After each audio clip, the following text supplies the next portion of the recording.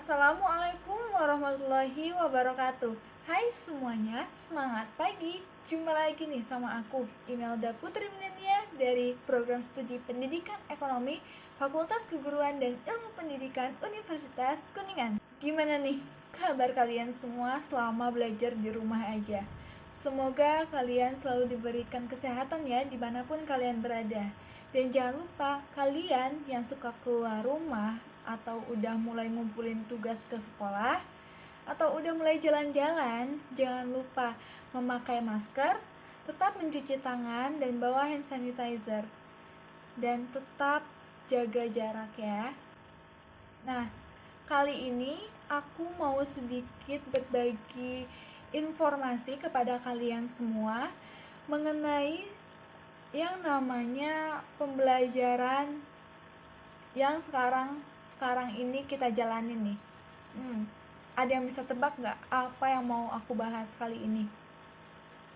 Ya, aku mau bahas tentang yang namanya perbedaan pembelajaran daring dan juga pembelajaran luring. Nah, sebelumnya aku mau nanya nih sama kalian semua, apa sih itu pembelajaran daring dan juga pembelajaran luring? Daring itu merupakan singkatan dari dalam jaringan.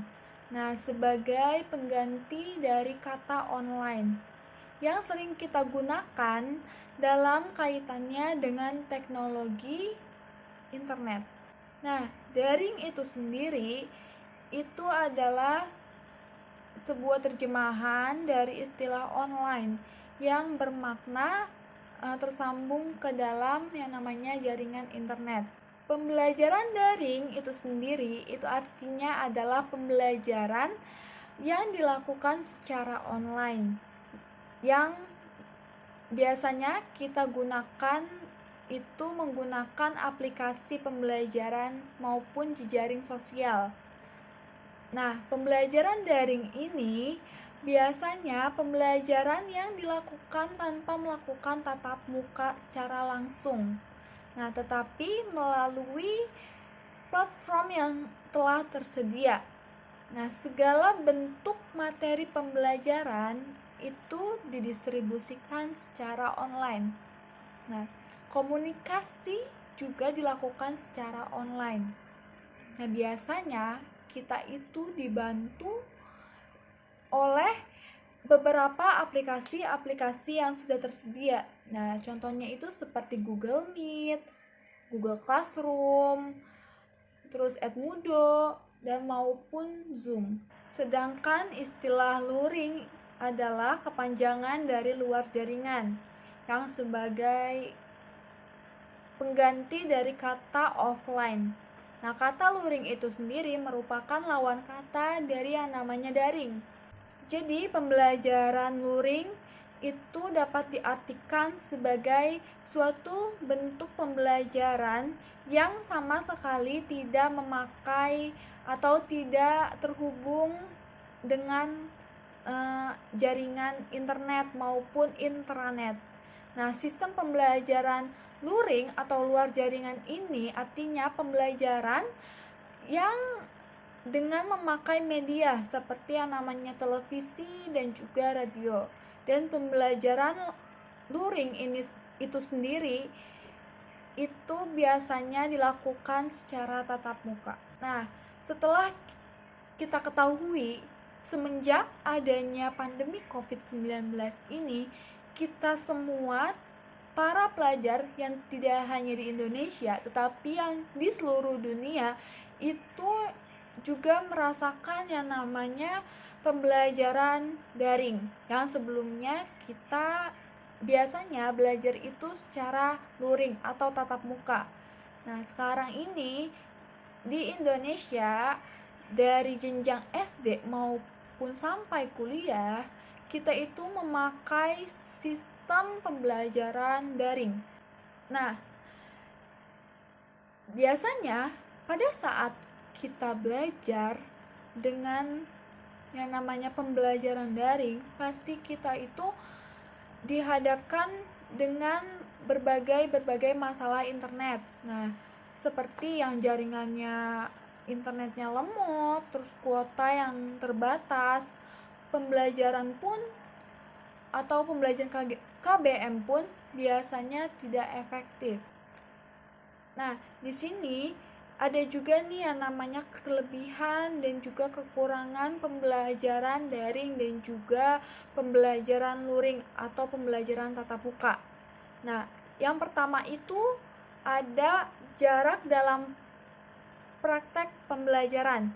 Nah, pembelajaran secara daring itu biasanya tidak membutuhkan adanya fisik seperti ruang kelas. Nah, guru dan murid itu dipermudah karena bisa belajar dan juga mengajar itu di mana saja dan juga waktunya kapan saja, meskipun jarak mereka berjauhan. Nah, sedangkan yang namanya pembelajaran secara luring atau secara tatap muka itu membutuhkan ruang kelas secara fisik. Nah, guru dan murid itu harus bertemu dan juga harus bertatap muka di tempat dan waktu yang sama. Artinya, jarak antara murid dengan guru itu harus dekat demi menumbuhkan ilmu, etika, dan psikologis murid dan guru. Nah, yang kedua itu ada waktu pembelajaran. Nah, pembelajaran secara daring ini bagi murid itu lebih luas dan lebih dinamis, yang namanya mengatur waktu belajar. Nah, murid dapat belajar itu kapan saja. Tentu saja hal tersebut itu menguntungkan bagi murid yang tidak biasa dan tidak punya banyak waktu untuk datang ke kelas secara fisik. Nah, sedangkan untuk pembelajaran secara luring atau pembelajaran secara tatap muka, dalam pembelajaran itu dibutuhkan berkumpul dalam waktu yang sama. Nah, antara guru dan juga murid itu harus hadir dalam kelas pada waktu yang sama. Oleh karena itu, berarti antara guru dan juga murid itu otomatis dibutuhkan yang namanya kedisiplinan waktu untuk mengikuti pembelajaran di kelas. Dan yang ketiga itu ada kemandirian dalam pembelajaran. Nah, pembelajaran secara daring itu atau sistem online, internet membuat para murid untuk belajar mandiri. Murid dapat mengatur sendiri dalam melaksanakan tugas-tugas pembelajaran.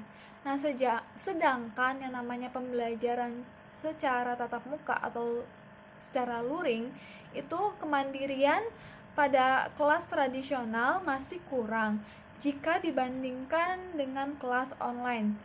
Nah, belajar itu lebih memperhatikan dan fokus terhadap pelajaran-pelajaran yang disampaikan oleh gurunya.